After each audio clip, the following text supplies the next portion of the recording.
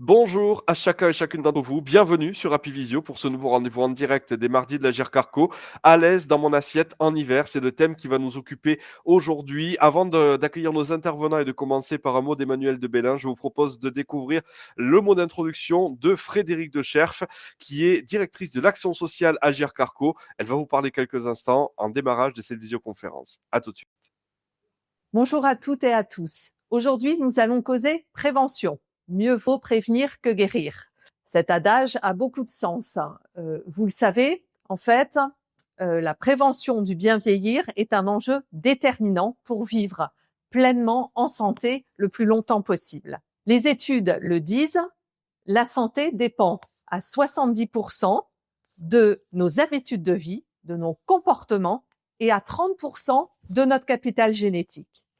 Et quel que soit notre âge, on peut agir pour vivre mieux, plus longtemps.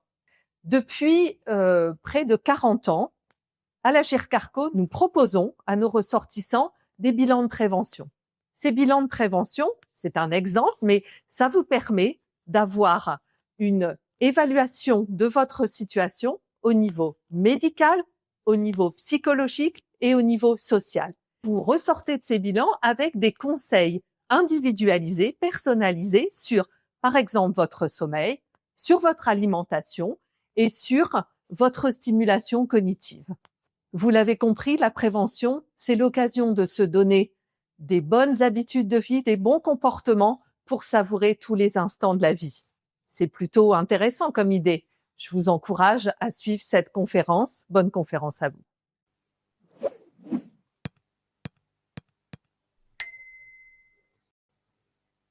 Et on remerciera bien sûr toutes les équipes de l'Agir Carco et d'Apivisio qui contribuent à la réalisation de ces rendez-vous des mardis de l'Agir Carco. On accueille tout de suite Emmanuel de Bélin qui est avec nous dans cette salle de visioconférence pour l'introduction de ce rendez-vous. Quelques mots, Emmanuel. Bonjour à vous, bienvenue.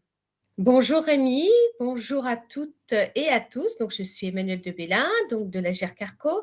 Alors, déjà, je voulais vous remercier d'être à nouveau si nombreux aujourd'hui pour cette deuxième visioconférence sur la nutrition.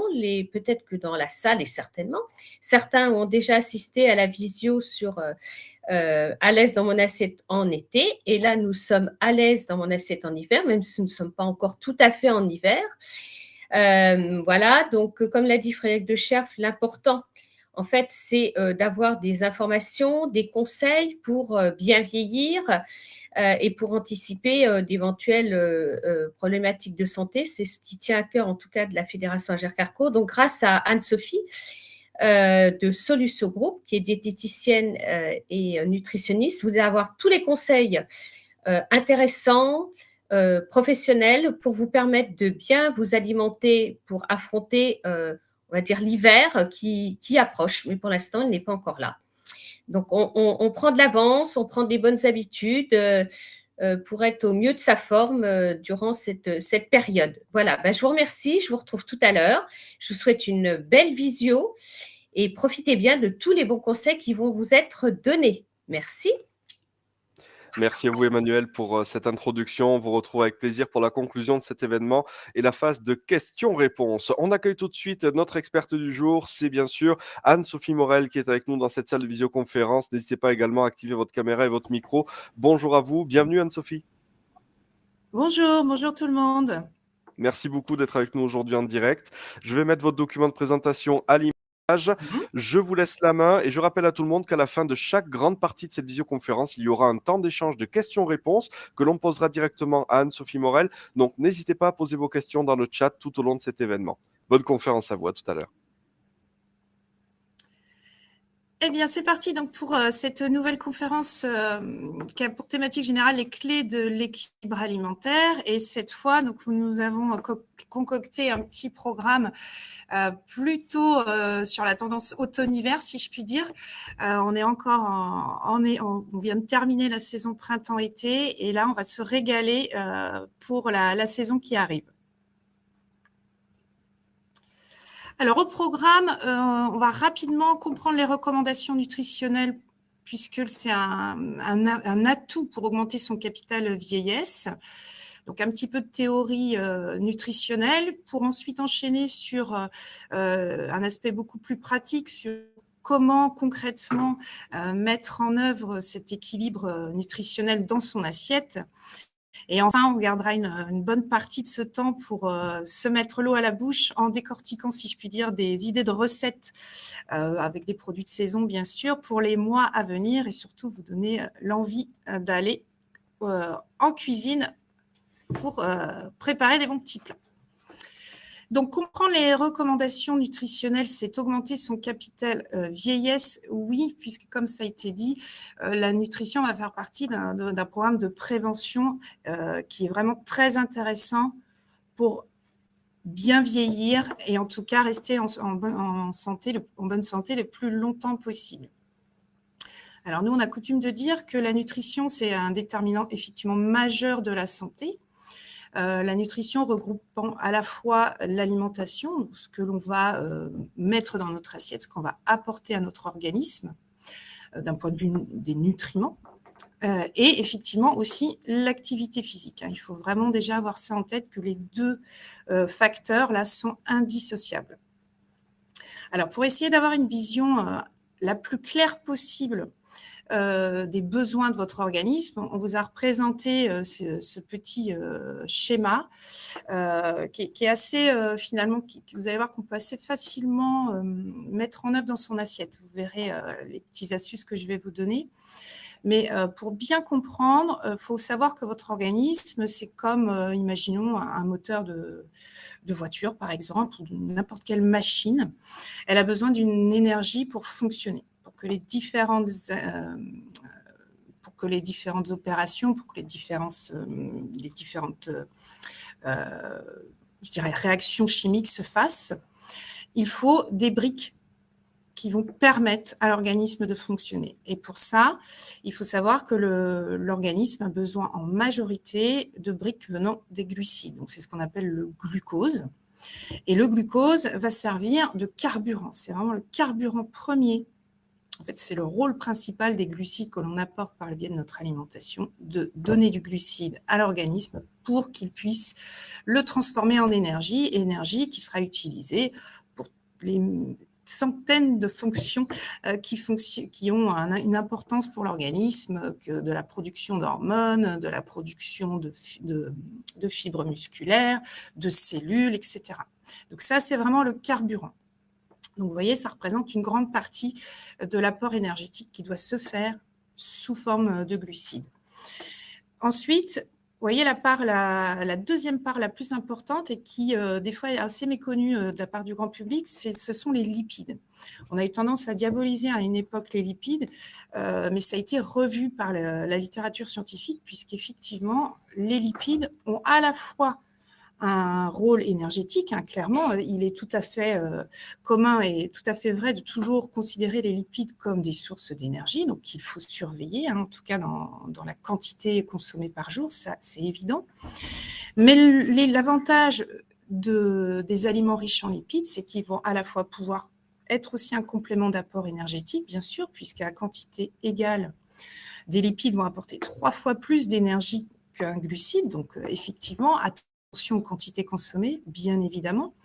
Mais contrairement aux glucides, ils vont aussi avoir un rôle, donc nos acides gras, là, qui sont donc ces petites briques-là qui vont être utilisées par l'organisme. Ces acides gras vont à la fois être en mesure de produire de l'énergie en complément des glucides, mais aussi d'apporter des molécules comme des triglycérides ou du cholestérol, tout simplement, qui vont être utilisées par l'organisme pour d'autres fonctions vitales. Donc, par exemple, le cholestérol va être utilisé pour fabriquer des hormones. Donc, le fonctionnement hormonal est très, très lié à l'apport en cholestérol. Alors, le cholestérol, il peut être aussi fabriqué, ce qu'on appelle de manière endogène. Donc, notre organisme est en mesure de le fabriquer, mais pas en quantité suffisante. D'où l'intérêt d'avoir un apport en cholestérol alimentaire, qui doit être bien sûr sur la juste dose. Alors, les lipides vont aussi intervenir dans la constitution des membranes cellulaires. Donc, la souplesse de votre peau est aussi liée à un apport correct en lipides. Entre autres rôles, bien évidemment. On ne va pas rentrer trop dans le détail ce matin. Et il y a un dernier élément qui est forcément, vous connaissez, on en entend beaucoup parler, l'apport en protéines. Et l'apport en protéines, là, on est encore plus dans l'image de la brique de construction parce que les protéines ne vont avoir aucun intérêt, je dirais, et il ne faut surtout pas que ce soit le cas d'ailleurs dans la production d'énergie. Les protéines vont apporter ce qu'on appelle nos acides aminés qui vont permettre ils ont différents rôles. Un rôle structurel, donc ce sont ces acides aminés qui vont composer les fibres musculaires, la peau, les cheveux, les ongles, etc. Et puis, elles vont aussi permettre un bon fonctionnement hormonal. Donc, ça, c'est important aussi. Par exemple, des acides aminés vont permettre, avec le magnésium, la production de ce qu'on a de certaines hormones, comme par exemple la sérotonine. Ça, c'est vraiment très intéressant. Et le rôle premier aussi des protéines, c'est ce qu'on appelle le renouvellement cellulaire. Et ce renouvellement cellulaire, il est perpétuel puisque notre organisme n'a de cesse que de créer des nouvelles cellules pour remplacer les cellules qui sont en fin de vie, puisqu'on parle de bilan protéique, c'est-à-dire que les cellules ont à peu près un cycle de vie de 3 semaines. Donc, il faut assurer ce renouvellement. Et bien évidemment, quand on est en phase de croissance, j'allais aller jusqu'à 18-20 ans, on a une balance protéique qui est positive, c'est-à-dire qu'on va créer plus de cellules qu'elles ne vont se détruire, parce qu'on a un vrai besoin de croissance. Il y a une phase de stabilisation au moment de la période de jeune adulte. Et puis après, c'est un phénomène totalement normal. On a cette balance qui s'inverse. Donc, c'est important de fournir suffisamment de protéines pour ce renouvellement cellulaire, même s'il se fait de manière moins efficace avec l'âge, évidemment. Donc, voilà un peu pour ce qu'on appelle les 3 grands nutriments importants à apporter à l'organisme. Mais bien sûr, ces 3 grands nutriments ne fonctionnent pas, en tout cas pas de manière optimale, si on n'a pas un apport de vitamines, de minéraux et de l'eau aussi au quotidien. Donc, les vitamines, pour les plus connues, vous avez la vitamine C qui va stimuler votre système immunitaire, donc c'est vraiment très intéressant. Vous pouvez avoir aussi la vitamine E, qui est un formidable antioxydant, donc qui va protéger et limiter la destruction cellulaire, donc c'est intéressant. On a aussi les vitamines du groupe B, donc ça c'est un fonctionnement lié à la métabolisation aussi des glucides en énergie, donc c'est vraiment très intéressant. Au niveau minéral, donc pour les plus connus, vous avez donc le magnésium comme cité précédemment, qui va avoir, alors lui c'est le minéral qui intervient dans le plus de réactions biochimiques, on est à plus de 400, donc il est vraiment très très important. Il va jouer sur la construction musculaire, sur la gestion du stress, donc il va avoir un impact sur le transit par exemple. Et puis comme je le disais précédemment, sur la production d'hormones, notamment la sérotonine, qui est communément appelée l'hormone du bonheur, ou en tout cas du bien-être. Comment ne pas parler du fer, bien évidemment, qui va favoriser l'oxygénation de l'organisme. Donc, c'est très, très important aussi, cet apport en oxygène. On a aussi le calcium, bien sûr, qui va permettre la solidification osseuse, même si là, on est pareil sur des systèmes, des mécanismes de renouvellement calcique permanent. Donc, et c'est le même principe que la balance protéique, plus on avance dans l'âge et moins on va avoir de facilité à fixer le calcium, et surtout plus on ferait face à une déminéralisation osseuse, qui est en plus s'accélérer quand on a une alimentation trop salée. Donc, vous voyez, c'est quand même un ajustement assez fin pour avoir un apport suffisant pour permettre cette fixation et avoir des os qui sont beaucoup moins fragiles. Et effectivement, pour activer, je dirais, tous ces mécanismes grâce à toutes ces magnifiques petites molécules, il faut aussi avoir un apport en eau. Alors, on peut dire qu'on est à plus de 2 litres en eau totale, mais nous, on considère qu'il y a une partie de l'eau nécessaire au fonctionnement du corps humain qui est apportée par les aliments. Alors, on va voir tout à l'heure le détail. Et une autre par les eaux de boisson. Donc, si déjà on arrive à boire tous 1 litre, voire 1,5 litre d'eau par jour d'eau de boisson, on verra sous quelle forme on peut aussi les boire. On est quand même pas mal au niveau de l'apport.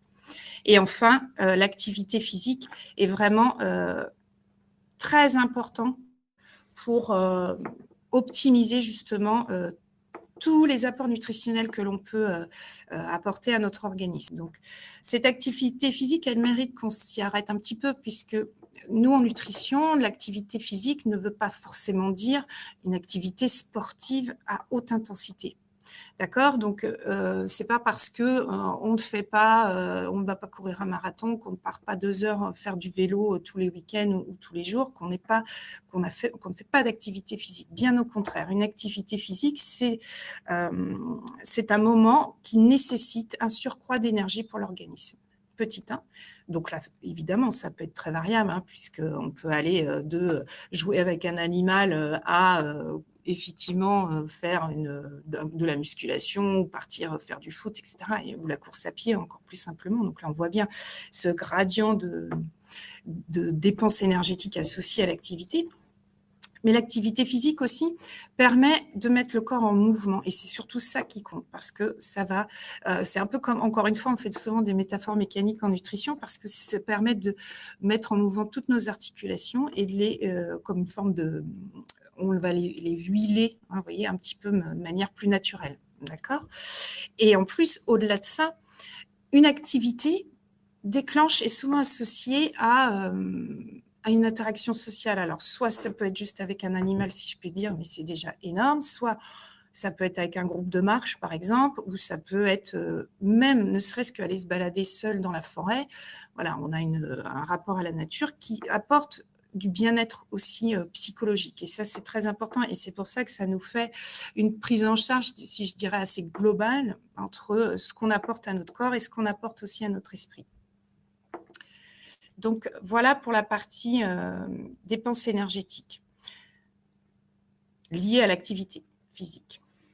Alors, l'objectif aussi de cette petite note d'information, si vous voulez, sur les bases de la nutrition et donc de l'activité physique et de l'alimentation, c'est de mettre en lumière et de vous informer justement sur les risques liés à un déséquilibre alimentaire en lien avec l'âge, d'accord? C'est ce qu'on appelle donc la dénutrition. Et cet équilibre est un nutritionnel, atteindre cet équilibre nutritionnel, ou en tout cas tendre vers cet équilibre nutritionnel, eh bien, ça a été prouvé que c'est vraiment un rempart contre cette dénutrition. Alors, pour ceux qui ne connaissent pas, la dénutrition, c'est un déséquilibre entre les apports, donc ce que l'on mange, pareil, pour être très concret, et les besoins de l'organisme. Donc, en général, la problématique vient quand les apports sont insuffisants en protéines. Vous avez vu ces briques-là qui sont vraiment très importantes dans le fonctionnement, la structure de l'organisme, et l'énergie, puisque ça veut dire qu'on manque de carburant. La machine, notre corps, cette machine formidable, n'a pas assez d'énergie pour fonctionner correctement. Alors, souvent, on observe un début de dénutrition lorsque, pour X raisons, la personne mange moins. Tout simplement, c'est très simple. Hein, j'ai une diminution d'apport tout simplement parce que je n'ai plus envie de manger. Alors, il peut y avoir différentes causes sur lesquelles il faudrait travailler pour les résoudre. Mais il peut aussi y avoir des causes très simples, comme une maladie qui est soit handicapante, qui nécessite une forme de rééducation, donc une reprise, je dirais, plutôt progressive de l'alimentation. Donc là, il faut veiller à retourner le plus rapidement possible vers un apport suffisant. Des suites chirurgicales qui vont nécessiter, pareil, une phase de transition dans les régimes. Une convalescence à la suite d'une chute. C'est vrai que ce sont des moments de vie où on peut ressentir une forme de handicap, on a une baisse du moral, des choses comme ça, donc on a moins envie d'aller cuisiner, on a moins envie de manger. Et ça, c'est un ancrage qu'il faut vraiment lever, sinon on peut aller vers la dénutrition et avoir des conséquences graves. Alors, comment justement prévenir au mieux cette dénutrition ? Et bien, sur ces moments où on sent que l'appétit est moins là, l'envie de manger est moins là, eh bien, on peut adapter ses portions. Parce qu'effectivement, on peut être sur un schéma de 3 repas principaux. C'est vrai que c'est une bonne base, mais après, l'essentiel, c'est d'en avoir un apport à la journée. Donc, ça veut dire que si l'appétit n'est pas au rendez-vous, eh bien, l'idée, c'est de se dire, je mange peu, mais je reviendrai à table d'ici 2 heures. D'accord? C'est de s'écouter. Écouter, c'est les symptômes de la faim. D'accord? Ça, ce sont des messages qui sont envoyés par le cerveau en disant « j'ai faim, c'est le moment de manger ». Et peu importe si on n'est pas forcément dans les horaires habituels, surtout sur ces moments de transition. C'est important de ce qu'on appelle le fractionnement est très intéressant dans ce cas-là. L'essentiel, c'est de manger sur la journée une quantité suffisante. Alors, il y a aussi un travail qui peut se faire sur les textures, parce qu'il y a aussi des problèmes tout simplement mécaniques, alors qui peuvent être temporaires ou installés. Et là, on peut adapter les textures en mixant un peu plus, en cuisant un petit peu plus, en choisissant des recettes plus que d'autres. D'accord? Ça, il faut justement pas hésiter à se servir de ce petit outil qui est quand même très intéressant et qui facilite tout simplement le moment de la prise alimentaire. Alors, deuxième point qui est important, c'est favoriser le lien social. Effectivement, des fois, on n'a pas envie d'être seul face à son assiette. Donc, soit on peut inviter des amis, partager un repas, essayer en tout cas, de faire savoir qu'on a cette envie de convivialité autour d'un plat. C'est tout à fait logique.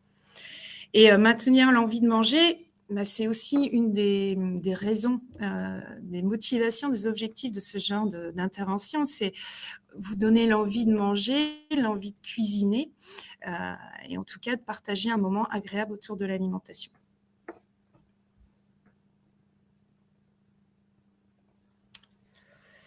Alors, pour clôturer cette première partie, ce que je vous propose, c'est de retenir que donc, la nutrition intègre l'alimentation et l'activité physique. Je crois que ça, le message est clair. Que l'équilibre nutritionnel permet un fonctionnement optimal de l'organisme. Alors, cette phrase, elle est très attachée à des notions théoriques, mais si je peux vous aider à visualiser un petit peu cette notion, vous voyez une assiette bien ronde. Eh bien, vous la divisez à peu près en 3, d'accord? Il y a une partie où ce sera forcément des aliments qui seront source de glucides, donc on le détaillera tout à l'heure, mais des pâtes, du riz, du pain, voilà, des légumineuses aussi, pourquoi pas. Le deuxième tiers, on va plus être sur les légumes, parce que les légumes, alors essentiellement légumes, sur un repas du midi et du soir, effectivement, légumineuses, mais plutôt légumes. Et puis le dernier tiers qui reste, eh bien, on va le combler avec tout l'apport protéique. Donc, ça va être de la viande, du poisson. Alors, les légumineuses aussi pour ceux qui veulent réduire un peu la part de protéines animales. Et des œufs aussi. Cette partie-là peut contenir des œufs et le fromage, d'accord? Avec une bonne densité protéique. Donc, voilà un peu pour avoir une image en tête de l'assiette idéale, si je puis dire. Et enfin, donc, la dénutrition est la porte d'entrée vers la dépendance. C'est à vous.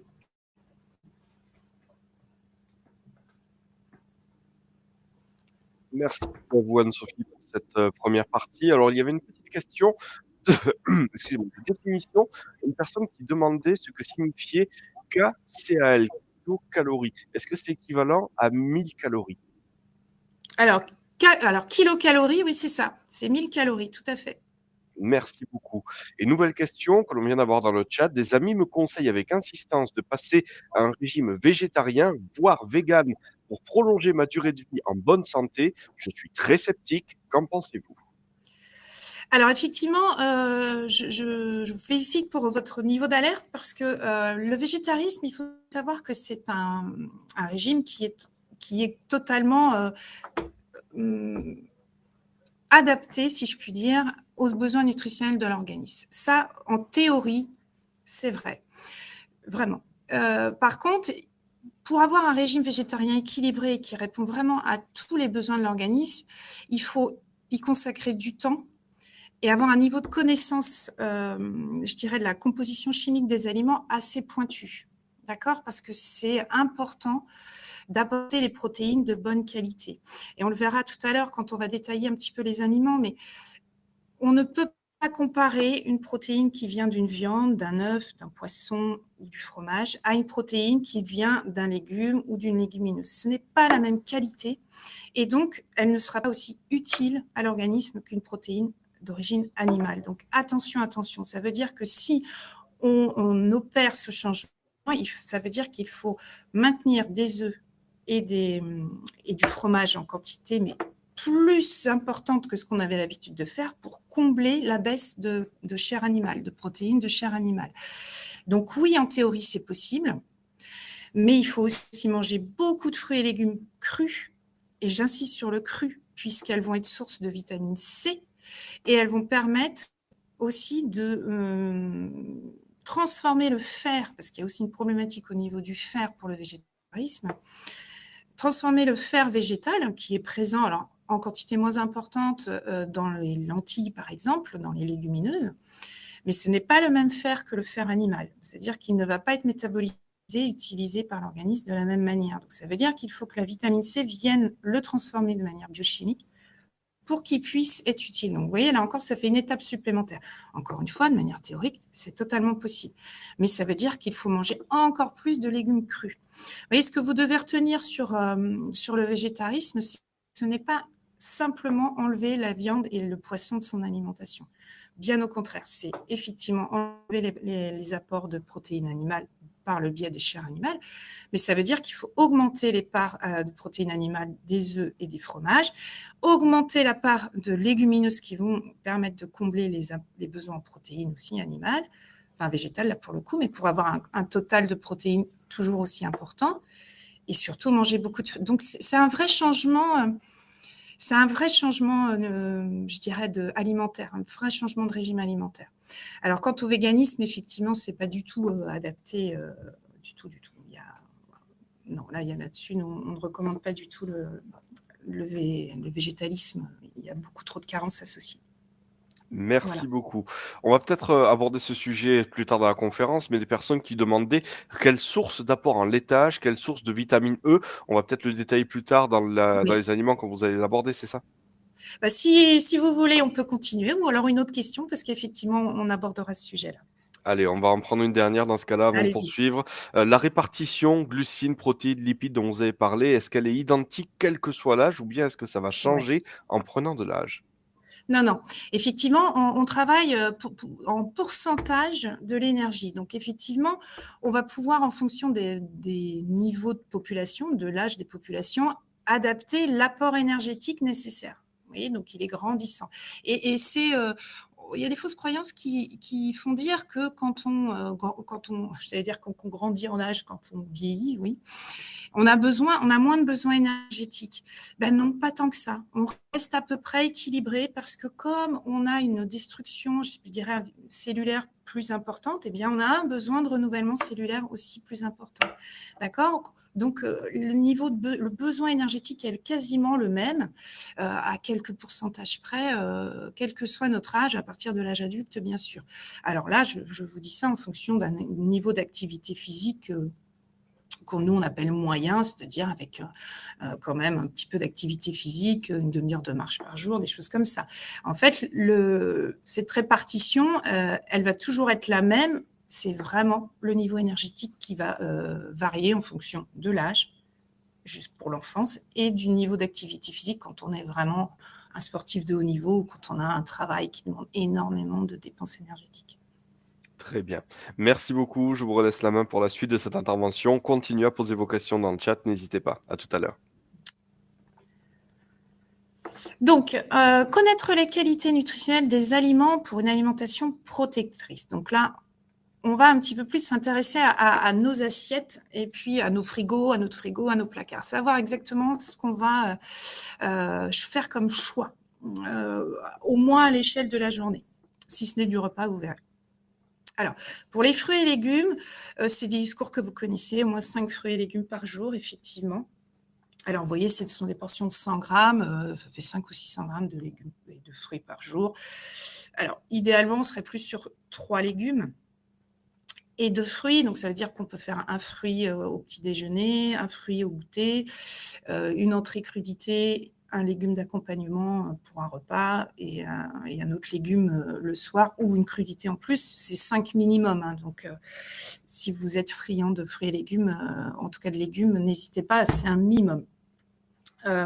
Donc, ce qui est intéressant avec les fruits et légumes, c'est qu'ils vont vous apporter à la fois des fibres et à la fois des vitamines s'ils sont crus. D'accord ? C'est la fameuse vitamine C.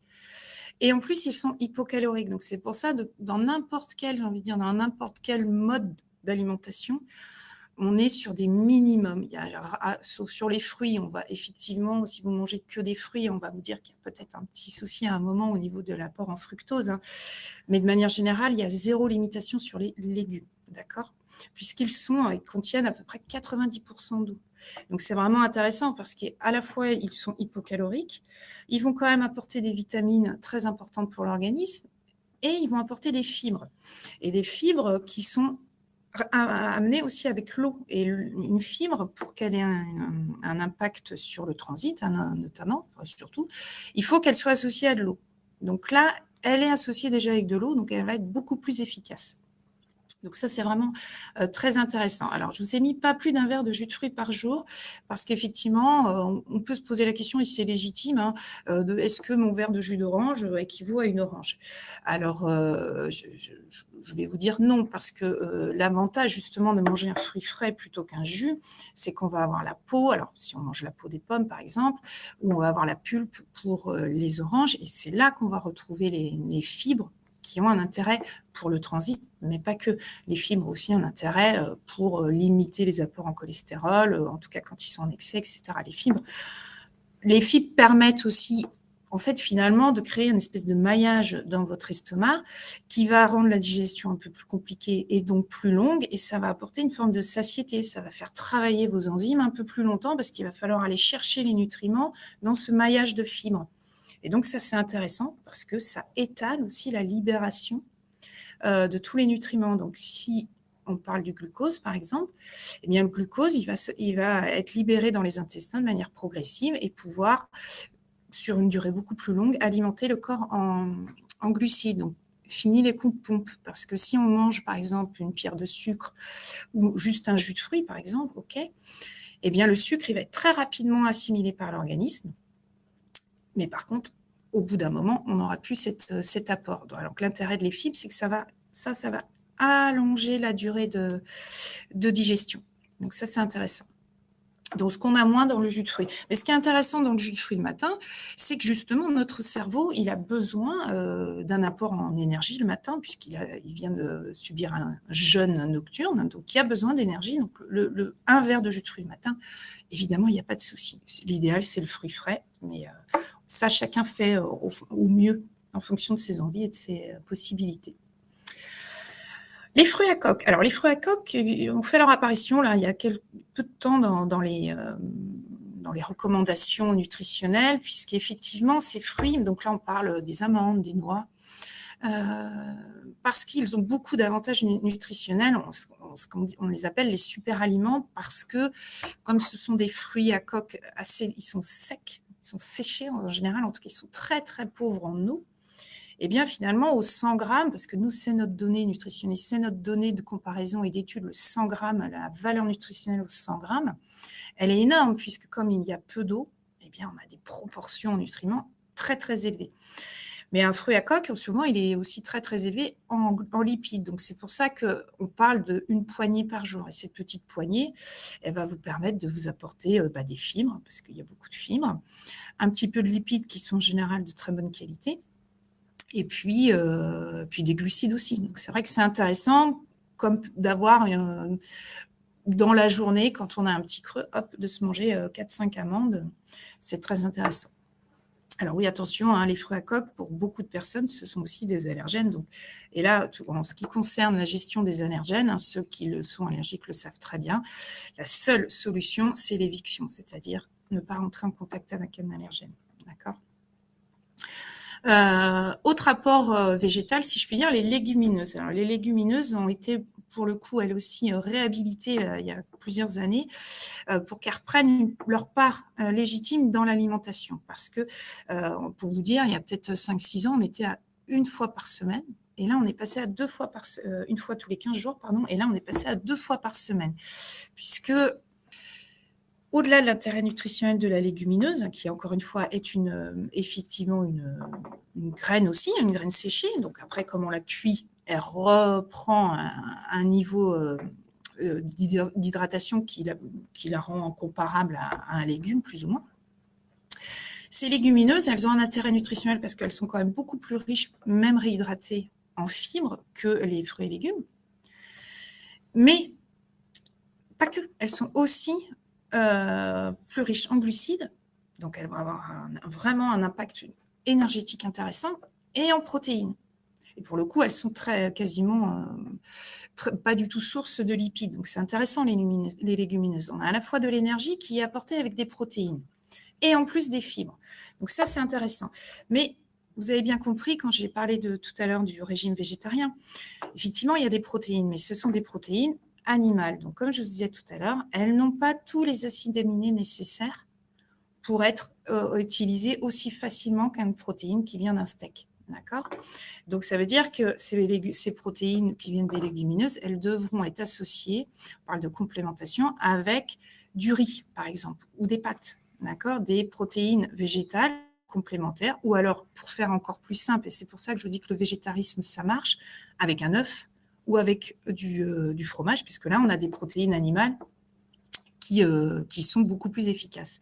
Mais vous voyez, les légumineuses, elles ont en théorie un intérêt nutritionnel très intéressant, mais, parce qu'il y a un mais, il faut quand même en manger en quantité beaucoup plus importante pour avoir le même niveau d'apport pour l'organisme, pour que ce soit vraiment utile à l'organisme.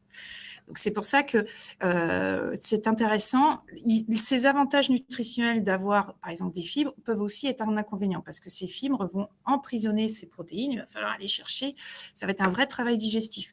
Mais pas de souci, c'est faisable. Mais il faut juste savoir qu'il faut augmenter sa quantité de légumineuses si on veut avoir un apport aussi intéressant en quantité que des protéines animales. Donc, vous voyez, il y a quand même un petit sujet nutritionnel autour des légumineuses. Mais ce qui est intéressant, c'est que même si on double la quantité, elles ont un coût au kilo qui est tellement faible, en tout cas, que ça impacte très peu les budgets. Et c'est quand même intéressant de les avoir en routine pour penser à vos accompagnements de plats. Vraiment intéressant. Donc, je vous ai bien mis un remplacement de la viande possible, si et seulement si on multiplie la quantité par 2, on va faire très simple, donc on en mange vraiment beaucoup plus, et qu'on associe soit d'autres protéines végétales, soit d'autres protéines animales pour être plus sûr. Et on n'oublie pas effectivement la vitamine C, parce que effectivement dans des lentilles, vous allez avoir du fer, c'est vrai. Mais ce fer-là, si dans le bol alimentaire, dans l'estomac, il n'est pas associé à de la vitamine C, eh ben, l'organisme ne pourra pas en faire grand-chose de ce fer. Donc ça, c'est une notion vraiment intéressante et importante à avoir en tête. Alors, on continue. Le dernier élément végétal, les produits céréaliers. Donc ça, c'est des produits qu'on va consommer tous les jours et c'est assez facile le matin, le midi, le soir, au goûter. On a du pain, du riz, des pâtes. Alors, raffiné et complet ou peu raffiné. Ça, c'est à vous de. Alors, les recommandations, nous, c'est vrai qu'on vous encourage à aller vers des pâtes ou du riz complet ou semi-complet, effectivement. Pourquoi ? Parce que dans ce cas-là, on a gardé toute ou partie de la coque de la graine de céréales et dans cette coque, on va retrouver des fibres. Donc, c'est ça qui est intéressant, c'est que ces fibres-là vont venir former ce maillage dans l'estomac pour apporter de la satiété, pour favoriser le transit. Donc, c'est intéressant. Et pour autant, le conseil qu'on donne aussi, c'est de, par exemple, dès demain, n'allez pas changer tous vos céréales par du complet. Si vous étiez au raffiné, c'est-à-dire les pâtes blanches, le pain blanc, etc. Parce que là, d'un coup, vous allez apporter à vos intestins une quantité de fibres. Et pour le coup, ce ne sont pas tout à fait les mêmes fibres que dans les fruits et légumes. Là. Dans les produits céréaliers, ce sont des fibres qu'on dit insolubles. Donc, il y a 2 types de fibres. Les fibres solubles des fruits et légumes qui vont avec l'eau former une espèce de gel et permettent d'avoir comme une... On va un petit peu... ça va permettre de faciliter le transit. C'est une forme de gélification qui va s'opérer au niveau des selles. Alors que les fibres qu'on dit insolubles qui proviennent des produits céréaliers, elles, il faut les imaginer comme des pelotes de laine, c'est-à-dire qu'elles vont avoir plein de petits fils. Pas de petits fils, c'est vraiment très imagé, qui vont sortir, qui vont un petit peu créer une espèce de nuage de fibres, mais qui pourrait avoir un effet un petit peu irritant sur la paroi intestinale et créer une inflammation au niveau une irritation tout du moins de la paroi intestinale, c'est pas forcément très bénéfique. Donc il faut vraiment passer des pâtes blanches ou du riz blanc ou du pain blanc progressivement vers le raffiné, d'accord, et voir comment votre système digestif réagit tout simplement, d'accord. Mais c'est vraiment intéressant d'un point de vue de l'apport en fibres et donc de la satiété et du transit.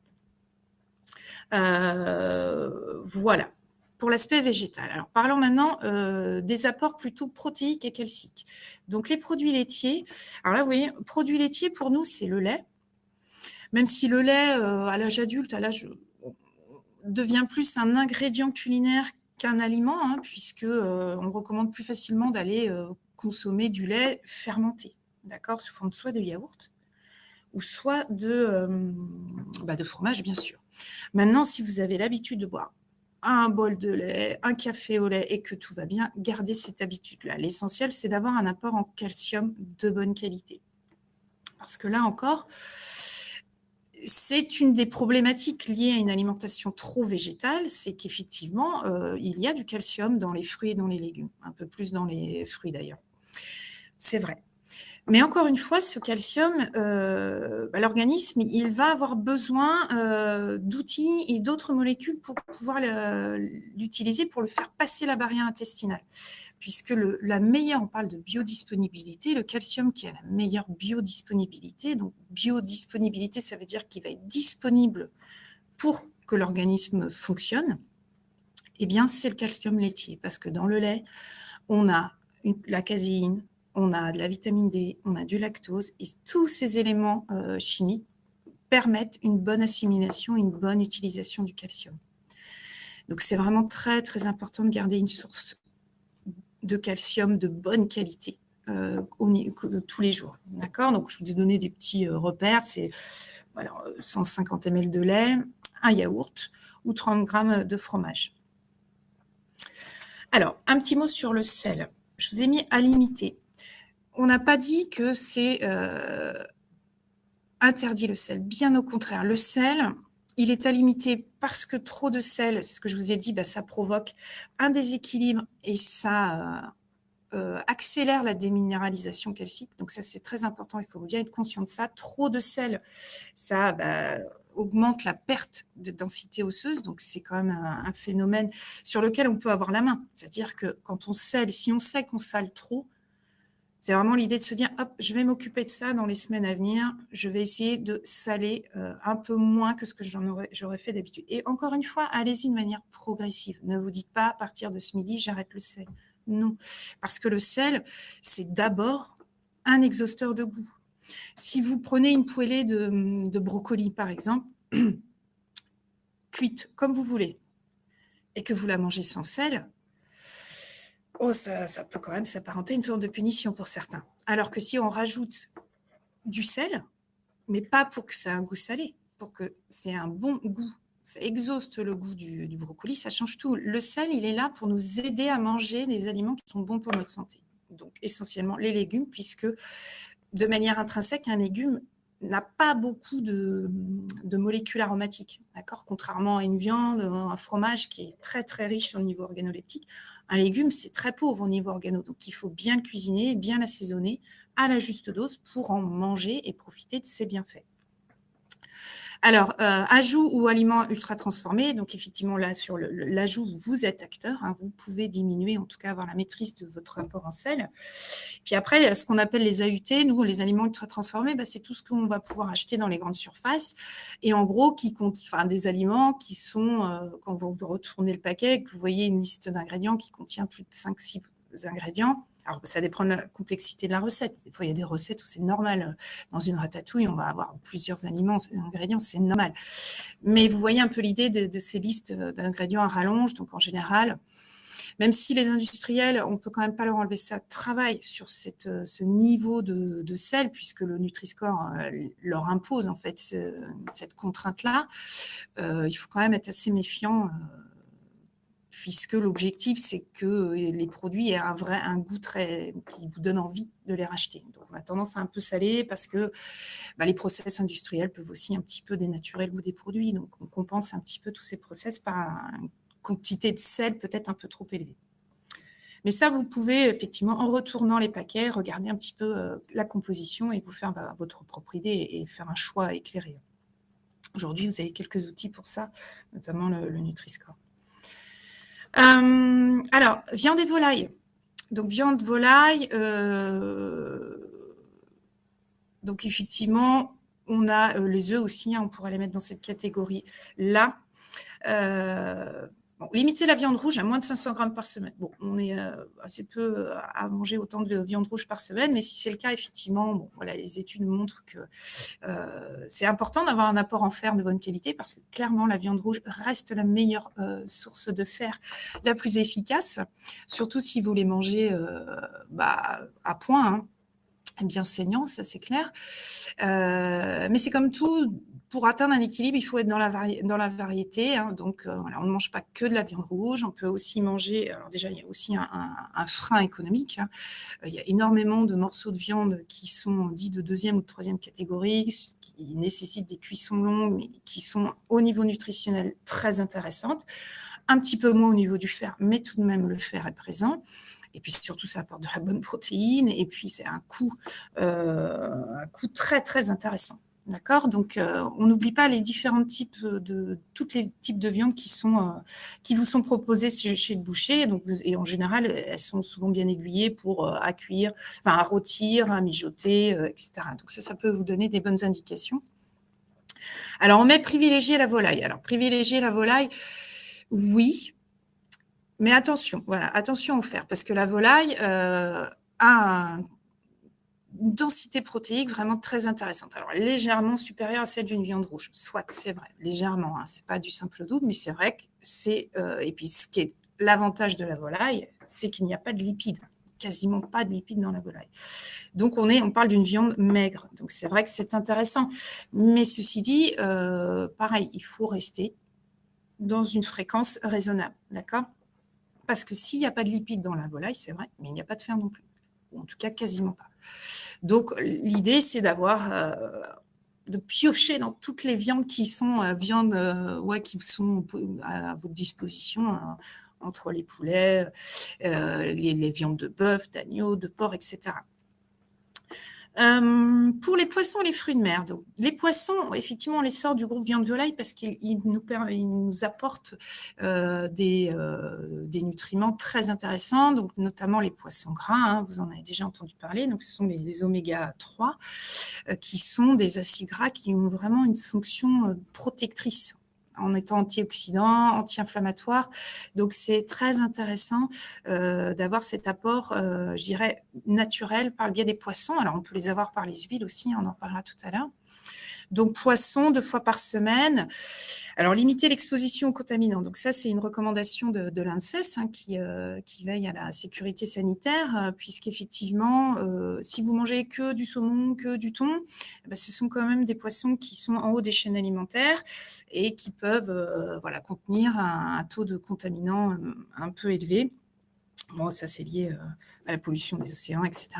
Donc, c'est pour ça que c'est intéressant aussi, encore une fois, là, de se dire il n'y a pas que le thon, effectivement, et le saumon.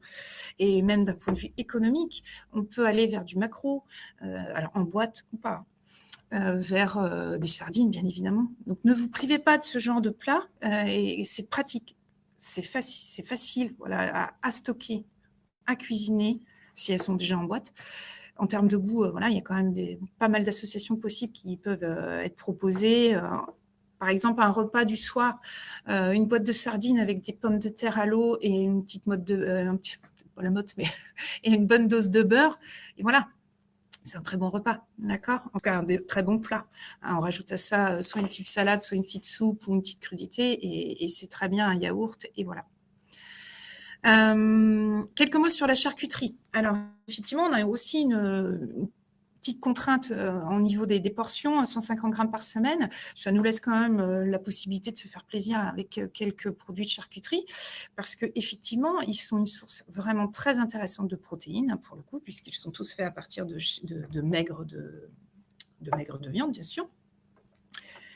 Par contre, bon, évidemment, ça, vous le savez, c'est si bon, c'est si savoureux, parce que c'est très riche en gras, et les molécules aromatiques sont fixées sur les matières grasses, d'où l'intérêt d'avoir toujours une base grasse quand même pour apporter un goût incroyable à nos préparations. Et puis, ils sont très salés. Donc, on a à la fois la base aromatique et en plus le sel qui exhauste. Et comme le sel est souvent utilisé aussi pour la conservation, donc là, forcément, on est sur des dosages qui sont vraiment très, très importants.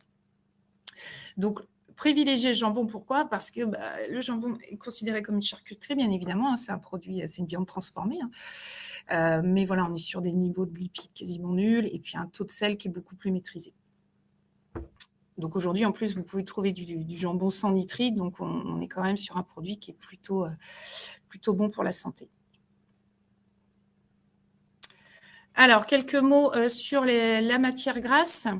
Alors, les matières grasses dans la pyramide alimentaire, évidemment, elles ont leur place. Alors, elles sont tout en haut, juste en dessous des produits sucrés, parce qu'effectivement, en termes de quantité, c'est le groupe d'aliments dont vous avez le moins besoin en quantité. Mais par contre, il y a un vrai enjeu sur la qualité, d'accord?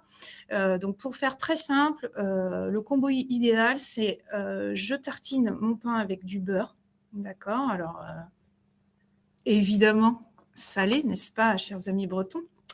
Ou pas, allez, ok. L'essentiel, c'est du beurre avec une bonne... L'intérêt du beurre, c'est que c'est une de nos seules sources de vitamine A. Et la vitamine A, elle a un rôle dans la cicatrisation. Elle permet un maintien, en tout cas un bon fonctionnement au niveau de la vision. D'accord? Donc, elle est intéressante, cette vitamine A. Et pour le coup, elle est vraiment... encore une fois, quasiment exclusivement d'origine animale. Alors oui, on va pouvoir vous trouverez toujours effectivement de la vitamine A qu'on dit végétale. Donc c'est le bêta-carotène, ce sont les pigments orange de la carotte, pour faire très simple. On retrouve dans le melon aussi, bien évidemment, et les abricots. Mais encore une fois, ce bêta-carotène, et il en faut 6 fois plus à l'organisme. Il faut qu'il y ait une étape de transformation biochimique pour qu'il puisse être utilisé comme le rétinol animal. Donc oui, ça fonctionne, mais c'est tellement plus efficace de tartiner une tranche de pain, d'accord? Mais on est sur du 30 grammes, 30-40 grammes max de beurre, d'accord?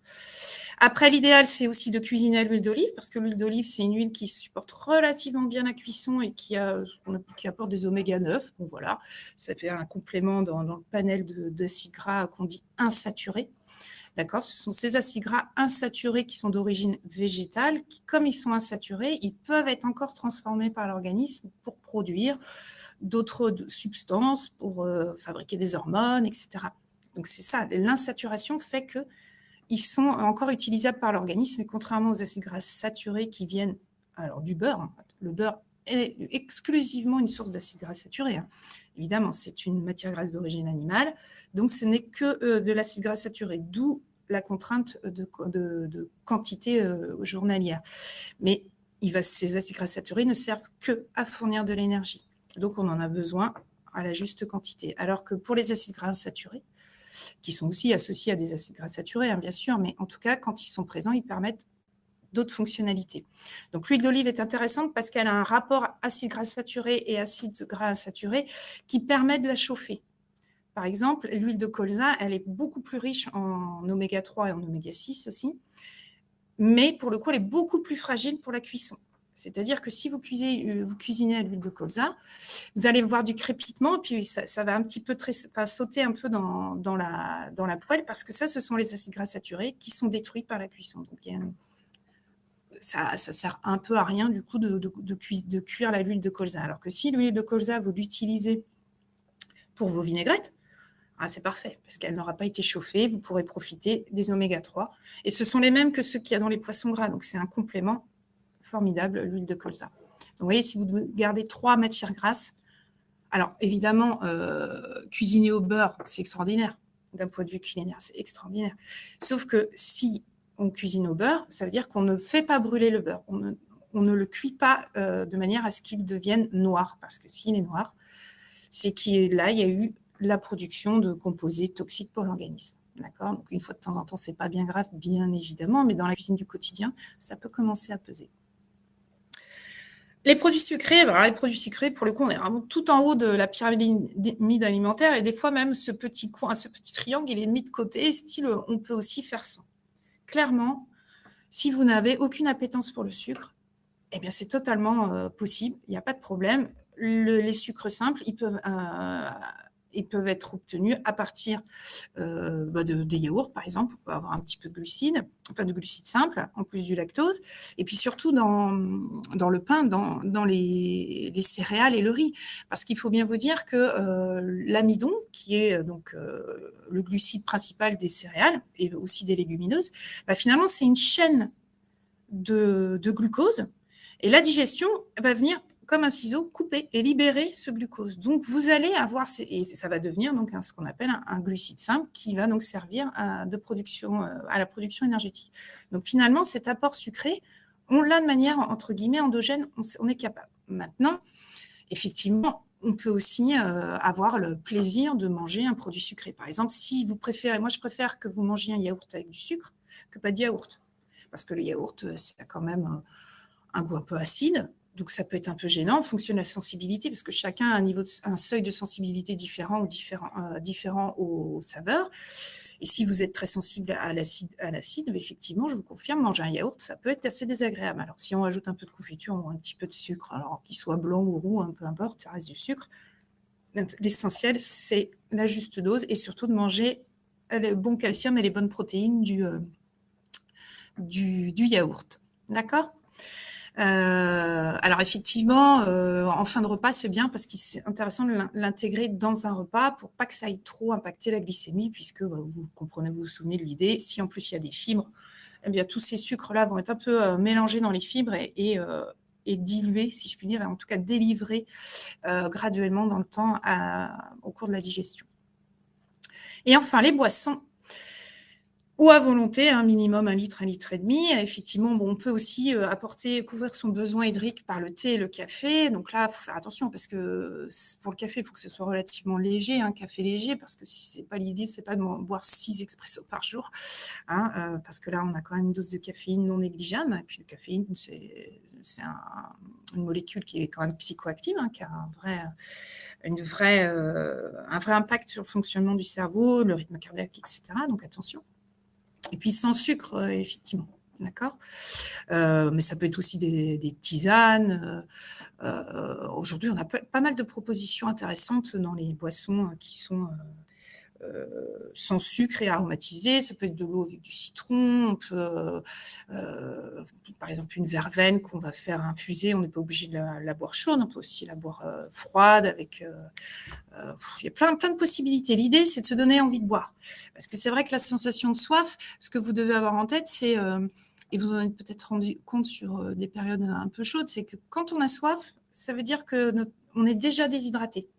Donc, c'est intéressant d'anticiper ce besoin de soif, enfin, ce besoin de boire, cette soif. D'accord ? Pensez-y, anticiper et ne pas forcément attendre d'avoir soif. Donc, là, l'idée, c'est de se mettre en place des routines pour essayer de boire le plus régulièrement possible dans la journée. D'accord ? Et puis, votre vessie vous remerciera parce que si vous buvez 3 grands verres d'un coup, résultat, il va falloir traiter tout ce liquide. Alors que si vous pareil, c'est toujours pareil, le fait d'étaler, de fractionner les prises alimentaires, ça facilite quand même le fonctionnement digestif. Et donc oui, s'il y avait besoin, on vous le met quand même, les boissons sucrées. Alors, j'en ai très peu parlé parce qu'ils ont très peu d'intérêt pour nous, mais tout ce qui est soda, pour nous, c'est pas une boisson. D'accord ? Pour nous, d'un point de vue nutritionnel, ce ne sont pas des boissons, ce sont des produits sucrés. D'accord ?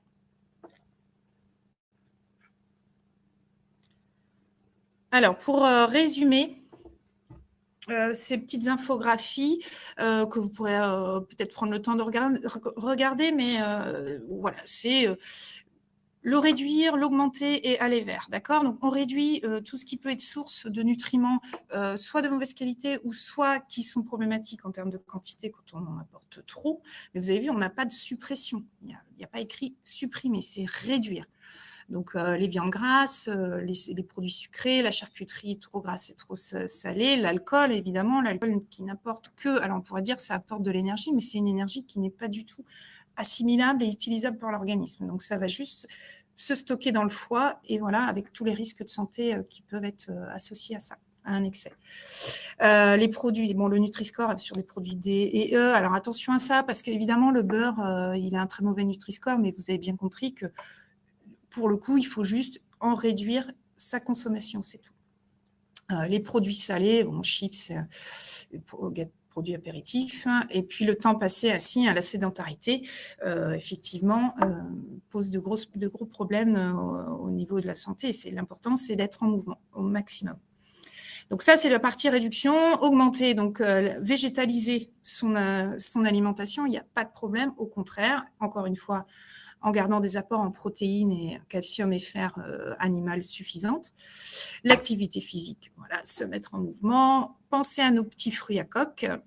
Les légumes secs le plus souvent possible, aussi au moins 2 fois, et se mettre à table. Et on va aller vers ça par la suite. Je vais vous montrer, donner quelques petites recettes qui devront vous mettre l'eau à la bouche. Et enfin, le aller vers, c'est vraiment un objectif, voilà, essayer de tendre vers ce genre de choix si vous en avez la possibilité. Donc, bien évidemment, le bio, on ne peut que souhaiter que chacun ait la possibilité de choisir la filière bio, puisqu'elle est beaucoup plus protectrice à la fois de l'homme, de la nature, etc. Ensuite, on a aussi les poissons gras. Il faut vraiment essayer de se dire, voilà, qu'est-ce que je vais manger comme poisson gras aujourd'hui? Enfin, cette semaine, en tout cas, du thon ou des sardines ou des maquereaux. Voilà. Aller vers des produits qui sont moins raffinés, comme je vous disais, de manière progressive.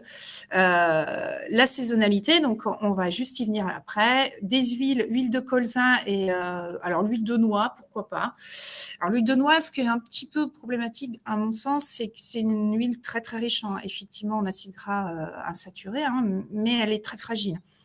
Puisque faut savoir que les acides gras insaturés sont donc très sensible à la chaleur, je vous l'ai dit, à la cuisson, mais aussi à l'oxydation. Donc, si on a une huile de noix et qu'on l'utilise pendant des semaines et des semaines, eh bien, il y a une forme d'oxydation naturelle qui va se faire, donc on va perdre le bienfait des oméga 3. Si en plus on la stocke sur le plan de travail dans une bouteille transparente, les UV vont aussi venir détruire les oméga 3. Donc, je pense que multiplier le nombre d'huiles, alors ça peut avoir un intérêt organoleptique. Hein. C'est vrai qu'une huile de sésame, c'est intéressant d'un point de vue organoleptique, ça donne un goût incroyable à nos préparations. Mais clairement, il vaut mieux acheter des tout petits contenants, des quantités, et puis surtout dans des contenants hermétiques à la lumière aussi, d'accord? Ou tout du moins les stocker vraiment dans un placard à l'abri de la lumière. Mais déjà, colza et huile d'olive, on est pas mal. Et puis, bah voilà, une consommation de produits laitiers suffisante, quoi. D'accord?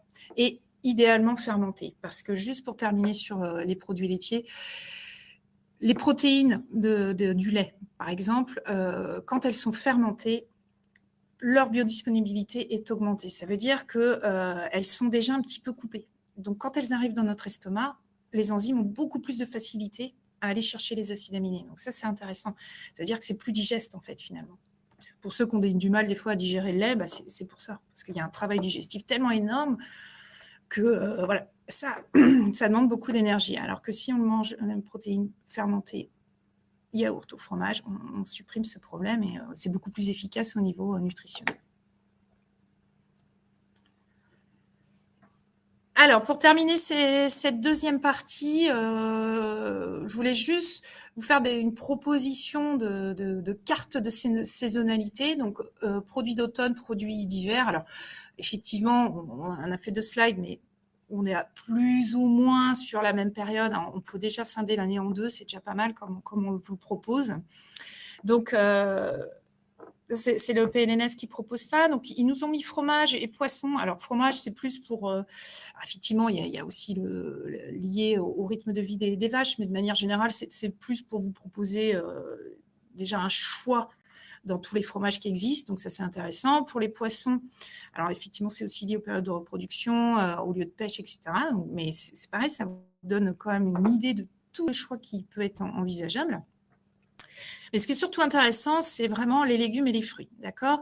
Parce que c'est vrai que choisir des légumes et des fruits de saison, des fois, vous le faites de manière intuitive parce que souvent, ce sont ceux qui ont le prix au kilo le moins cher dans les étals.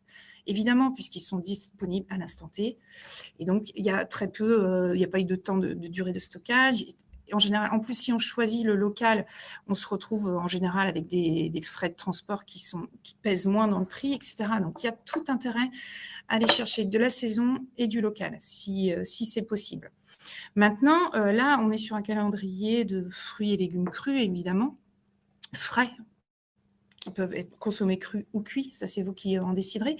Mais il faut aussi savoir, et c'est intéressant qu'il l'ait mentionné, c'est qu'on peut aussi manger des légumes surgelés ou apertisés. D'accord? Parce que ce qui est intéressant dans ces deux modes de conservation, c'est que déjà, il faut savoir que le producteur, il est allé les récolter au moment de la saison.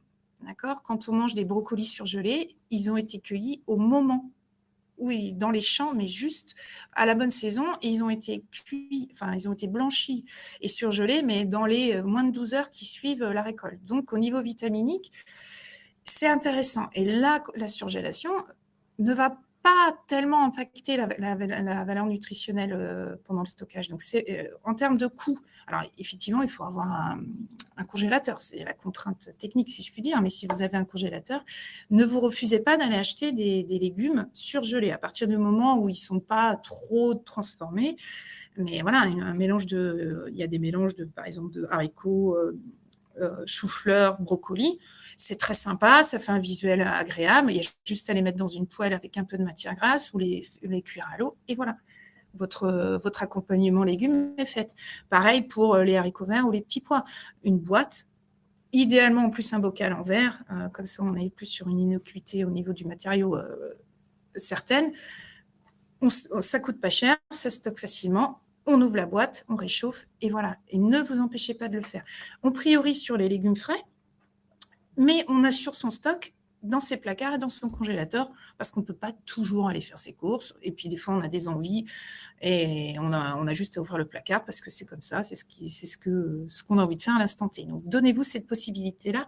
Il n'y a aucun problème d'un point de vue nutritionnel à partir du moment où ce sont des produits qui sont juste, entre guillemets, transformés de manière à les conserver comme nous on peut faire de manière artisanale, si je puis dire, quand on fait des conserves de haricots du jardin ou de la confiture, des choses comme ça. Là, c'est juste à l'échelle industrielle, c'est tout. Encore une fois, on retourne la boîte ou le bocal et on regarde la liste d'ingrédients. Donc, même chose pour les produits d'hiver. Là, vous pourrez retrouver des propositions. Alors, effectivement, on tourne sur les grandes familles. C'est les choux pour les légumes, la betterave. Bon, alors, la carotte, c'est intéressant parce qu'on peut en trouver plus ou moins toute l'année. Mais donc, notamment l'hiver, la pomme de terre. Alors, la pomme de terre, elle est considérée comme un féculent en nutrition. Mais on va aller le chercher quand même dans le jardin. Pour les légumes, c'est en gros ça. Alors, il y a aussi, évidemment, tout ce qui est lié aux potirons, citrouilles, etc., les légumes oranges, c'est intéressant. Donc ça, c'est le poireau, bien évidemment. Les choux de Bruxelles, enfin, elles sont intéressantes ces listes parce que ça vous donne pas mal d'idées. Vous voyez, on peut même trouver, ils ont mis épinards pour les produits d'hiver. Bon, effectivement, on peut en trouver, ça dépend de notre région, mais ouais, on peut en trouver sur la fin d'hiver. Alors, pour les fruits, c'est un peu plus, je dirais, compliqué l'été parce que, alors effectivement, sur début d'automne et hiver, c'est sympa parce qu'on a le raisin, on a la poire, on a la pomme, on a les figues pour fin d'été, donc c'est même les prunes, là, on termine les prunes et sauf que décembre, janvier, février, là, ça commence à être un peu plus rare les fruits parce que les pommes que l'on trouve dans nos étals, alors on peut bien évidemment encore les consommer, mais vous voyez bien que ce sont des pommes de garde, puisque dans l'hiver, dans les pommiers, il n'y a plus de pommes. Donc plus on va stocker une pomme, plus cette oxydation naturelle va se faire et il y aura moins de vitamines. Mais peu importe. Il faut savoir que le vrai apport vitaminique sur les mois d'hiver purs, ça va être les agrumes. Donc, on a le pamplemousse, on a l'orange, les clémentines, les mandarines, etc. Effectivement. Et puis, c'est le moment, j'ai envie de dire, d'aller se faire plaisir à manger des fruits exotiques aussi. Parce que même si on recommande toujours d'être dans la saisonnalité, bien évidemment, il y a des moments de l'année où c'est plus compliqué, puis on a le droit de se faire plaisir avec une bonne mangue, même si elle a un coût carbone élevé. Voilà, une fois n'est pas coutume, j'ai envie de dire. L'ananas aussi, c'est pareil. Voilà. Après, il y a des limites de coût, effectivement. Chacun fait en fonction de ce qu'il est en mesure de faire. Donc voilà pour cette deuxième partie. Donc ce que je vous propose de retenir, c'est ça. Donc je prévois à chaque repas les féculents, des fruits et légumes de saison, une source de protéines, une source de calcium, de la matière grasse et une petite douceur sucrée, le tout arrosé d'un bon verre d'eau. D'accord ? Donc là, ça rejoint un petit peu l'image de l'assiette que je vous avais proposée sur la première partie. Alors, c'est à vous. Alors, merci déjà pour cette partie. Il y a eu énormément de questions sur les Oui. aliments, sur les apports, sur ce qu'on peut faire avec. Donc, est-ce que vous préférez que l'on fasse maintenant cette partie de questions-réponses ou bien est-ce que vous préférez peut-être présenter la fin de la visioconférence? Il nous reste 20 minutes à passer ensemble et après faire les questions-réponses qui nous restent en fonction du temps qui nous restera. Dites-moi ce que vous préférez, Anne-Sophie. Allez, on va se faire quelques petites questions. On va s'en faire quelques-unes, très bien. Alors tout d'abord, au début de la deuxième partie de cette visioconférence, vous avez prononcé le mot hypocalorique. Qu'est-ce que c'est que l'hypocalorique? Hypocalorique, hypo, ça veut dire faible. Donc, faible apport en calories. D'accord ? Hypocalorique, ça veut dire très riche en eau et qui apporte peu d'énergie. Merci beaucoup.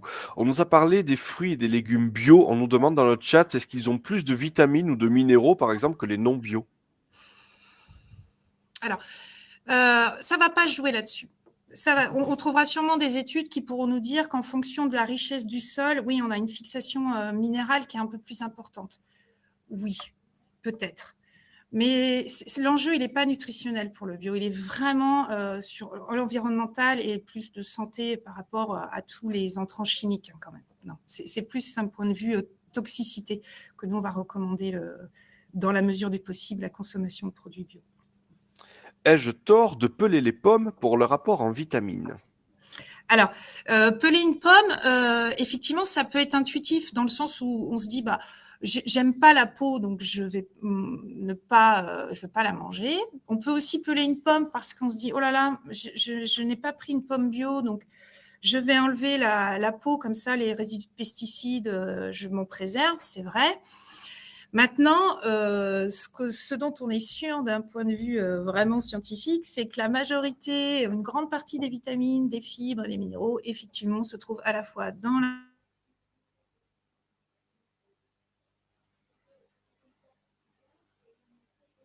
partie périphérique de la pulpe, parce que c'est vraiment les parties externes qui sont les plus près du soleil, et pendant la croissance de la plante, c'est cette lumière, ce sont ces rayons qui vont favoriser la synthèse vitaminique. Donc effectivement, si vous pouviez de temps en temps laisser la peau de vos pommes, si elles sont bio, et même pour revenir sur du non bio, parce que même si c'est non bio, je pense que voilà, notre corps, il est quand même capable de métaboliser quelques résidus de pesticides. Il ne faut pas non plus exagérer. Donc voilà, le fait de se priver de la qualité nutritionnelle de la peau, c'est un petit peu dommage. Mais bon, après, si vous avez d'autres sources aussi de fruits et légumes, ce n'est pas non plus très grave. Faites comme vous le sentez. Voilà. Merci. Le chocolat a aussi été évoqué dans le chat, avec notamment les problèmes de cadmium dont on entend beaucoup parler en ce moment. Est-ce que c'est quelque chose dont il faut avoir, pour lequel il faut avoir une méfiance particulière ou pas forcément? Alors c'est pareil, le chocolat, il doit rester à sa place dans l'alimentation. Et à partir du moment où c'est un petit produit plaisir, même si on en mange 1 ou 2 carrés, hein, je vois, c'est 1 ou 2 carrés par jour, l'impact, il est très relatif. D'accord ? C'est un produit plaisir avec du magnésium. Et voilà. Et ça doit rester à sa place et on ne risque rien. Merci beaucoup. Y a-t-il un risque à manger trop d'amandes et de noisettes? C'est une personne qui se dit être complètement accro aux petits sachets d'amandes grillées, Oui. pas forcément salées, qu'on n'avait pas forcément apporté. Est-ce qu'il y a un risque si on en mange trop? Non, il n'y a pas de risque. Non, bien sûr qu'il n'y a pas de risque. Après, le frein, il est financier, voilà, parce que c'est des produits qui coûtent cher. Mais si vous n'avez pas ce frein-là, que ça ne pose pas de souci, non, parce que vous allez avoir beaucoup de fibres, Non, si vous êtes en bonne santé, que vous avez un poids qui est en accord, que vous êtes en accord avec votre poids et votre santé, il n'y a pas de problème. Non, bien sûr que non. Le tofu offre-t-il un bon apport en protéines?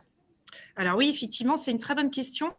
Le tofu, c'est l'exception végétale de la protéine qui a tous les acides aminés, effectivement, et qui peuvent servir à l'organisme. Donc, c'est effectivement intéressant de l'incorporer si vous aimez le tofu dans une alimentation. Si vous voulez végétaliser votre alimentation, c'est intéressant. Mais attention, il n'y a ni fer ni calcium. Hein. Donc, c'est ça, c'est pas une protéine parfaite, mais c'est une des meilleures protéines végétales, c'est vrai. Le petit pain d'épeautre, est-ce qu'on peut en consommer sereinement? Alors là, le petit pain d'épeautre, vous pouvez y aller très sereinement parce qu'en fait, ce qui est intéressant dans l'épeautre, c'est que c'est une céréale un peu ancestrale, hein, c'est l'ancêtre du blé. Et en fait, il contient beaucoup moins de gluten. D'accord? Donc, il en contient quand même parce que ça permet de faire du pain. Un pain sans gluten, on n'a pas cette croustillance, on n'a pas cette mie, etc. Donc là, il y en a, mais il y en a juste moins. Donc, il est juste plus digeste. Donc, ça peut être intéressant. Pas de problème. Quelle est la qualité des légumineuses en boîte? Est-ce qu'on a les mêmes nutriments, les mêmes apports que... Tout à fait.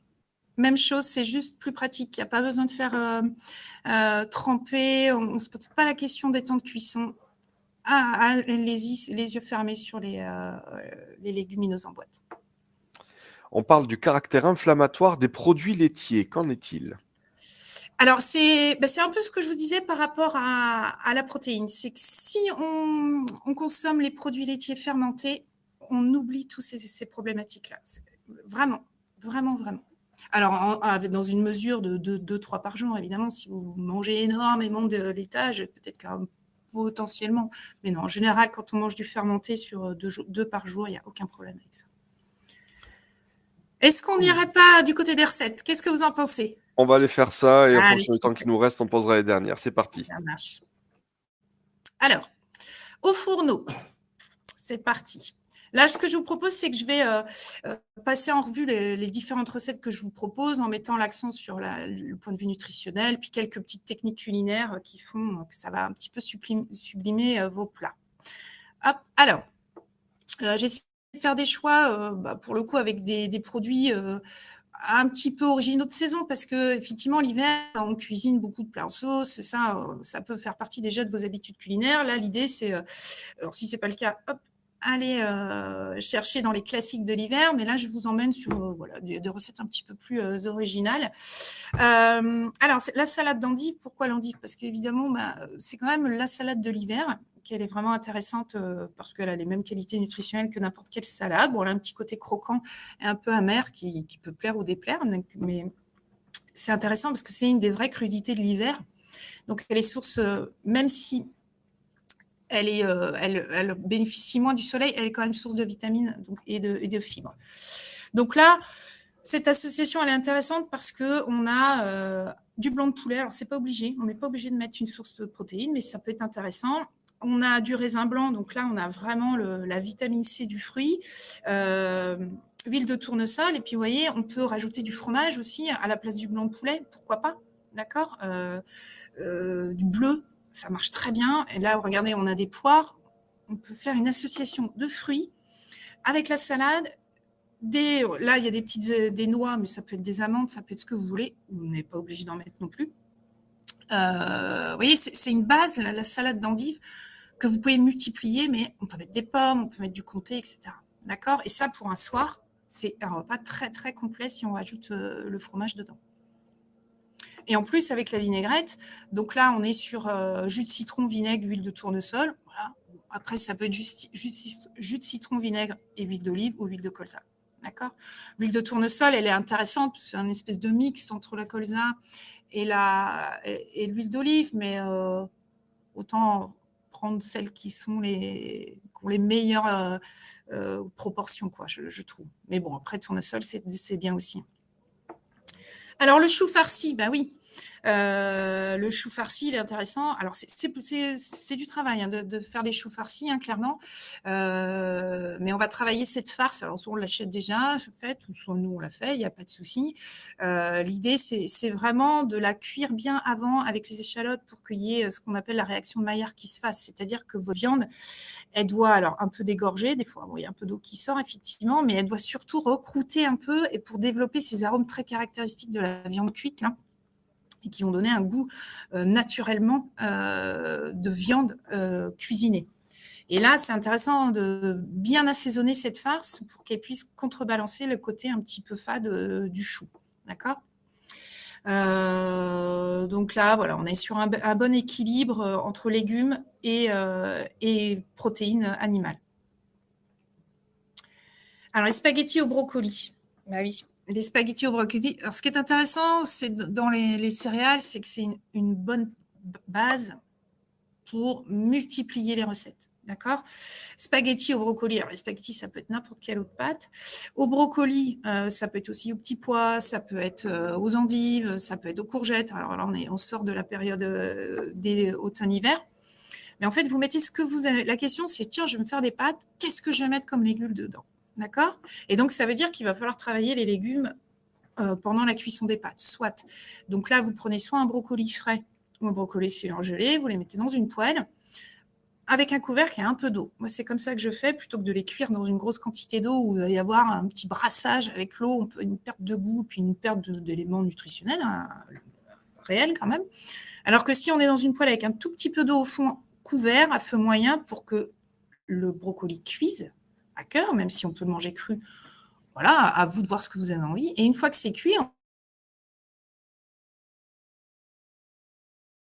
on peut vérifier que la poêle à couteau. Là, on enlève le couvercle, on met de l'huile d'olive à feu fort, et là, on fait maillardiser, c'est-à-dire que comme une viande, on fait colorer le légume. Et alors là, vous rajoutez ça avec votre brocoli, vos spaghettis, vos pâtes, de la crème ou pas, du parmesan si vous voulez. Vous pouvez rajouter, j'ai mis végétarien, on peut s'arrêter là, mais on peut aussi rajouter des lardons, ce que vous voulez pour agrémenter et donner un petit goût, un peu de cette saveur viandée là qu'on aime bien.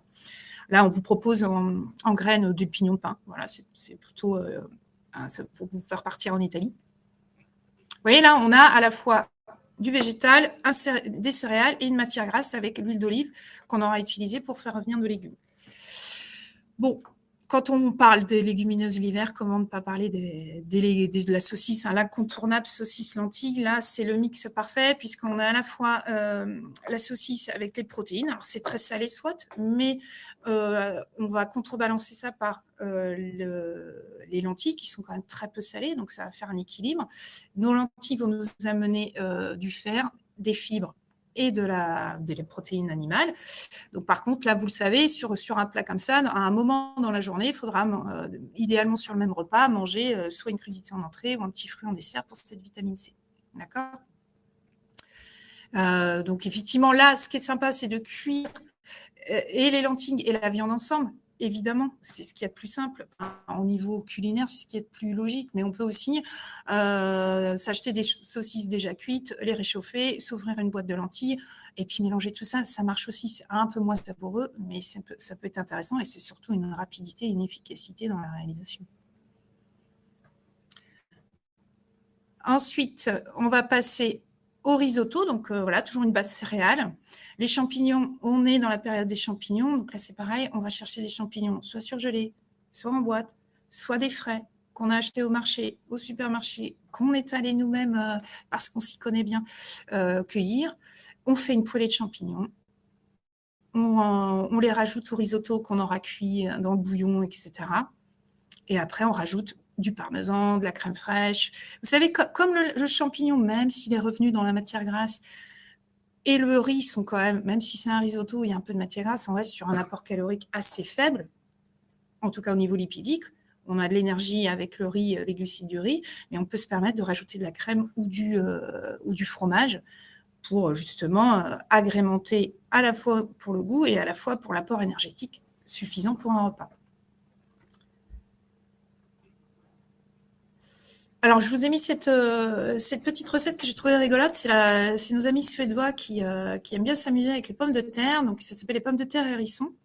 Parce que la pomme de terre, c'est vraiment un aliment qu'on va pouvoir consommer très facilement toute l'année, particulièrement l'hiver. Donc là, ils ont mis de la feta, mais bon, c'est pas tout à fait un fromage de saison, mais on peut mettre des tranches de gruyère, ça marche aussi très bien, du jambon ou du bacon, et un petit filet d'huile d'olive. Et l'idée, c'est ça, c'est vraiment c'est une cuisson lente au four, d'accord ? Donc, je vous conseille d'essayer, c'est assez rigolo, comme ça a un effet sympa quand on amène ça sur la table. Alors, bien évidemment, à manger avec une salade verte ou une soupe, d'accord ? Salade verte, c'est quand même pas mal. ou une base de légumes, un accompagnement légumes de votre choix. Alors l'hiver, on parle de soupe. Alors on pourrait décliner les recettes à l'infini, enfin pas à l'infini, mais on pourra se faire un beau catalogue de recettes sur les potages, évidemment. J'ai préféré vous parler d'un assez méconnu, la soupe de pois cassés. Hein. On est sur le potage Saint-Germain, donc c'est intéressant. Parce que avec ces pois cassés, on peut rajouter aussi des lardons, on peut rajouter des carottes, on peut mettre plein de choses dedans, un bouillon de volaille. C'est ça qui est intéressant, c'est dans un bouillon, dans une soupe, ce qui est important, c'est l'assaisonnement, d'accord? Parce qu'on est sur une base eau, donc l'eau n'a pas de goût, en général, c'est souvent fade. Et il faut trouver comment agrémenter vos soupes, d'accord? Alors, sur une soupe de légumes classique, on va faire revenir les légumes dans de la matière grasse pour leur donner ce petit goût là maillard, et ensuite on ajoute le bouillon et l'eau. Donc là, comme ça, on a quand même une base aromatique. Et pour les légumineuses, on ne va pas faire ça. Par contre, on va pouvoir rajouter du sel, du bouillon, un bouillon de volaille, par exemple. Ou ce qui est pas mal, c'est quand même les lardons, où on peut faire griller aussi des tranches de lard ou de jambon. Et puis, on les émiette un petit peu au-dessus. C'est pas mal aussi. Ce qu'il faut donner, c'est ce peps salé qui va donner envie de manger la soupe. Et la dernière, donc plus sur des légumes classiques, le velouté de potimarron. Alors là, j'aime beaucoup cette association. Je ne sais pas si certains l'ont déjà testé. C'est le velouté de potimarron aux châtaignes. Alors là, ça marche très, très bien. Le potiron, on le fait revenir ou pas pour qu'il maillardisse, c'est comme on veut. Le bouillon, on cuit tout ça. Et là, pareil, les châtaignes, soit c'est la période où on allait les chercher en forêt, ou alors on ouvre une boîte ou un bocal, pas de problème, on les émiette. Et on peut même vraiment sublimer cette recette en remplaçant, ou en ajoutant, mais en remplaçant, ça peut être pas mal, les marrons par du foie gras. Ça marche vraiment aussi très, très bien. Et là, on est sur un plat qui est quand même plutôt qualitatif en termes de recettes. Donc voilà pour ce qui est des soupes. Donc pour terminer, donc la saisonnalité, c'est un réflexe protecteur pour soi et pour la planète. Hein. À chaque recette, son intérêt gustatif, mais il ne faut pas négliger l'apport en énergie et en protéines. Il ne faut surtout pas oublier ça. Et pas besoin d'être un chef pour se mettre au fourneau. La confiance vient en cuisine. Voilà pour moi, pour cette troisième partie. Eh bien, merci beaucoup Anne-Sophie Morel, encore une fois, pour votre intervention aujourd'hui sur cette visioconférence. Quelques instants encore pour répondre à 2-3 dernières questions avant d'accueillir de nouveau Bien Emmanuel sûr. Belin pour la fin de cette conférence. Allez, la première. Comment faire quand on a une intolérance au lactose et qu'on n'aime pas les produits à base de soja ou lait d'amande, par exemple? Alors, l'intolérance au lactose, pour avoir un apport en calcium, ce qui marche très bien, c'est le fromage, puisque les fromages sont fermentés et fromage affiné, hein, l'affinage fait que le lactose a complètement disparu. Donc, vous pouvez aller un peu plus vers les fromages, après à valider avec votre protocole de prise en charge médicale avec votre médecin, mais normalement, il n'y a plus de lactose dans les yaourts, dans les fromages, pardon. Maintenant, effectivement, il faut toujours essayer d'explorer. Les fruits et légumes ont vraiment, les fruits et légumes ont beaucoup de calcium. Donc, augmenter sa part de calcium végétal. Et puis, les fromages, oui, c'est ce que je peux vous conseiller le plus. Mais voilà, parlez-en à votre médecin de cette alternative. Ça se fait, en tout cas, la réintroduction de fromage sous contrôle médical, c'est mieux. Merci beaucoup. On reste sur le fromage. Les croûtes peuvent-elles être néfastes pour l'organisme ou bien est-ce qu'elles ont un intérêt nutritionnel? L'intérêt nutritionnel, il est quasiment nul. Non, c'est vraiment pour le plaisir. Si vous adorez manger votre Saint-Nectaire avec la croûte, eh bien faites-vous plaisir, mais si vous ne le faites pas, ça ne changera pas grand-chose. Merci beaucoup. Vous avez parlé du sel, qui est un exhausteur de goût, mais auquel il faut faire attention en termes de quantité. Est-ce qu'il en existe aujourd'hui un substitut? Et dans le chat, pas longtemps après cette question-là, il y a eu un commentaire qui Oui, a dit: «Remplacer le sel par des épices oui, est aussi très c'est ça. efficace pour rehausser le goût C'est des ça. légumes». Perso, j'adore. Alors, c'est exactement ce que j'allais conseiller. Effectivement, il n'y a pas d'alternative d'un point de vue fonctionnalité pour exhauster le goût. Alors, il y a le glutamate de sodium, mais on ne va pas aller vers ce genre de molécules chimiques. Par contre, les épices, oui, les aromates et les épices, on diminue fortement sa teneur en sel, le maximum possible, et ensuite, on enrichit la palette aromatique avec les épices. C'est formidable, tout à fait. C'était un très bon conseil. Merci à vous. Au niveau du sucre, cette fois-ci, peut-on sucrer avec du miel pour les boissons chaudes, par exemple? Ah, mais bien sûr. Ce qui est intéressant avec le miel, c'est que il est sous forme liquide. Donc, forcément, il y a de l'eau dedans. Donc, il y a moins de sucre au final. D'accord? Donc, si vous mettez un peu de miel, eh bien, ça sera comme du sucre. Mais si vous en mettez moins proportionnellement, eh bien, en plus, vous aurez moins de sucre. Mais le miel, c'est un sucre super. En plus, il a quelques vertus intéressantes pour la santé. Un peu plus, voilà. Vraiment, pas de problème de sucrer avec le miel à partir du moment où vous en mettez pas 4 fois plus que du sucre, tout simplement.